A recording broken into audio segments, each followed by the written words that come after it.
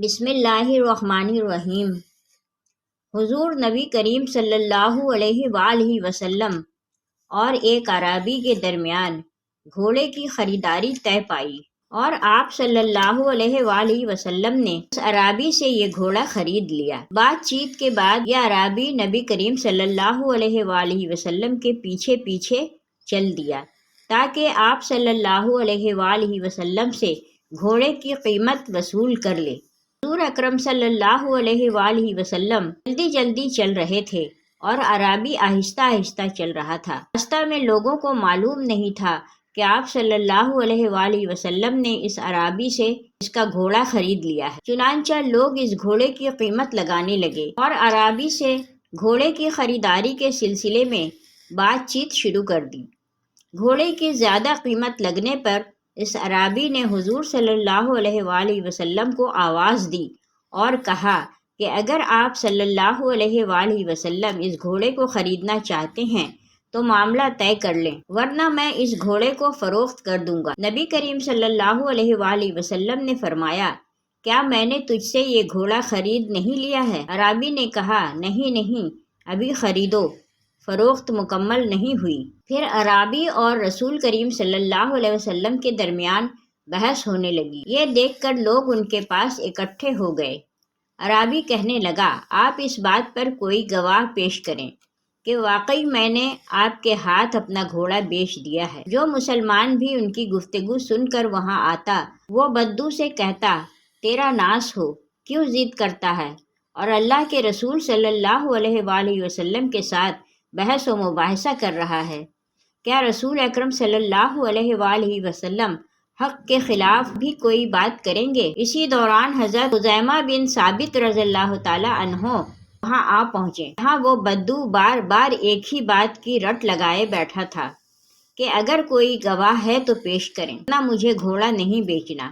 جب حضرت خزیمہ رضی اللہ تعالی عنہ نے رسول اکرم صلی اللہ علیہ وآلہ وسلم اور اعرابی کے درمیان بحث اور بدو کا یہ قول سنا کہ آپ اس بات پر کوئی گواہی پیش کریں کہ واقعی میں نے آپ کے ہاتھ اپنا گھوڑا بیچ دیا ہے، تو وہ کہنے لگے، میں گواہی دیتا ہوں کہ یقیناً تو نے اپنا گھوڑا پیارے رسول کریم صلی اللہ علیہ وآلہ وسلم کے ہاتھوں پر فروخت کر دیا ہے۔ یہ سننا تھا کہ رسول اکرم صلی اللہ علیہ وآلہ وسلم حضرت خزیمہ رضی اللہ تعالی عنہ کی طرف متوجہ ہوئے اور پوچھا، تم کس وجہ سے گواہی دے رہے ہو؟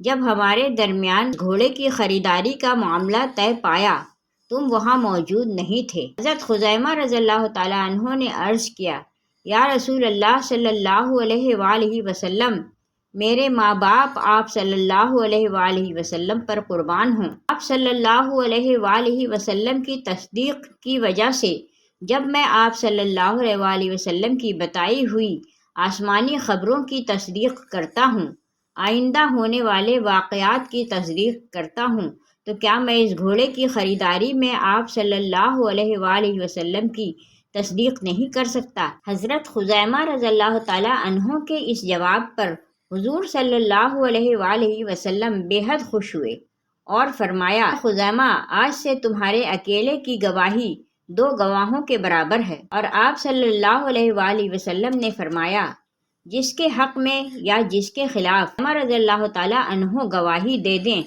ان کی تنہا گواہی ہی اس کے لیے کافی ہے۔ نبی کریم صلی اللہ علیہ وآلہ وسلم جب اس دنیا سے پردہ فرما گئے تو قرآن مجید کا کوئی سرکاری نسخہ موجود نہیں تھا اور لوگوں کے پاس قرآن مجید کے 2 نسخے موجود تھے جو انہوں نے حضور اکرم صلی اللہ علیہ وآلہ وسلم کی صحبت میں بیٹھ کر یا دوسرے مسلمانوں کے قرآنی نسخہ جات سے دیکھ کر خود لکھے تھے۔ حضرت ابوبکر صدیق رضی اللہ تعالی عنہ کے دور خلافت میں ایک طاقتور قبیلے کے سردار مسلمہ کذاب نے مرتد ہو کر جب نبی ہونے کا اعلان کیا تو حضرت ابوبکر صدیق رضی اللہ تعالی عنہ نے مرتدوں کے خلاف جنگ کی جو یمامہ کے مقام پر ہوئی۔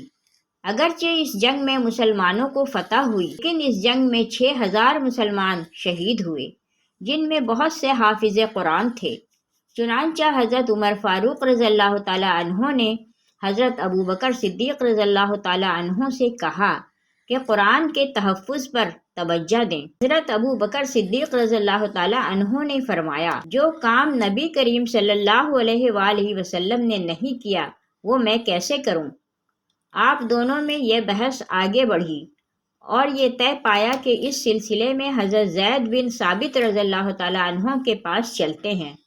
آپ رضی اللہ تعالی عنہ حافظ قرآن اور رسول اللہ صلی اللہ علیہ وآلہ وسلم کے کاتب وحی بھی ہیں، وہ جو بھی فیصلہ دیں گے اس پر عمل کیا جائے گا۔ حضرت زید بن ثابت رضی اللہ تعالی عنہ کے سامنے جب یہ مقدمہ پیش ہوا تو ان کا بھی فوری یہ جواب تھا کہ جب یہ کام نبی کریم صلی اللہ علیہ وآلہ وسلم نے نہیں کیا تو ہم کیسے کریں؟ تاہم مزید بحث کے بعد وہ اس نتیجے پر پہنچے کہ اگر یہ کام کر لیا جائے تو کوئی حرج نہیں۔ چنانچہ حضرت ابو بکر صدیق رضی اللہ تعالی عنہ نے حضرت زید بن ثابت رضی اللہ تعالی عنہ کو قرآن پاک کی تدوین کرنے کا حکم دیا اور آپ کی قیادت میں ایک کمیٹی قائم کی، جس میں حضرت عمر رضی اللہ تعالی عنہ سمیت کئی مددگار بھی تھے۔ حضرت ابو بکر صدیق رضی اللہ تعالی عنہ کی جانب سے مدینہ میں یہ اعلان کروا دیا گیا کہ جس شخص کے پاس بھی قرآن مجید کا کوئی تحریری نسخہ جو رسول اللہ صلی اللہ علیہ وآلہ وسلم کے سامنے پڑھا ہوا یا تصحیح شدہ موجود ہو تو اس کمیٹی کے سامنے پیش کرے۔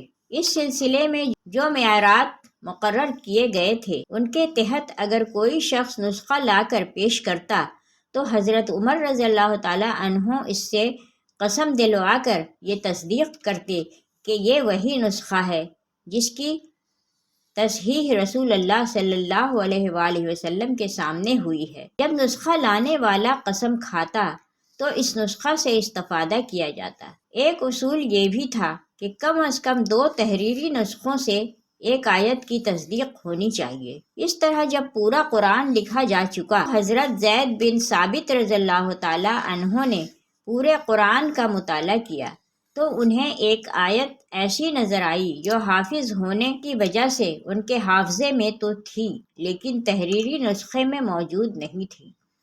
چنانچہ آپ رضی اللہ تعالی عنہ نے گھر گھر جا کر پوچھا کہ کسی کے پاس قرآن کریم کا کوئی مستند نسخہ تو نہیں ہے۔ خاصی تلاش کے بعد حضرت خزیمہ رضی اللہ تعالی عنہ کے پاس ایک تحریری نسخہ ملا جو رسول اللہ صلی اللہ علیہ وآلہ وسلم کے سامنے پڑھا ہوا تھا۔ اب مسئلہ یہ تھا کہ حضرت ابو بکر صدیق رضی اللہ تعالی عنہ کی ہدایت تھی کہ بطور قرآن قبول کرنے کے کم از کم 2 تحریری نسخے ملنے چاہیں۔ یہ مسئلہ اس طرح حل ہوا کہ رسول اللہ صلی اللہ علیہ وآلہ وسلم نے اپنی ظاہری حیات طیبہ میں جس واقعہ کا ہم پہلے ذکر کر چکے ہیں، حضرت خزیمہ رضی اللہ تعالی عنہ کی شہادت کو 2 شہادتوں گواہوں کے برابر قرار دیا تھا۔ یہ گویا قدرت کی طرف سے اپنے کلام کی حفاظت کا پیشگی انتظام تھا۔ یوں یہ آیت بھی اس قرآن پاک میں شامل کر لی گئی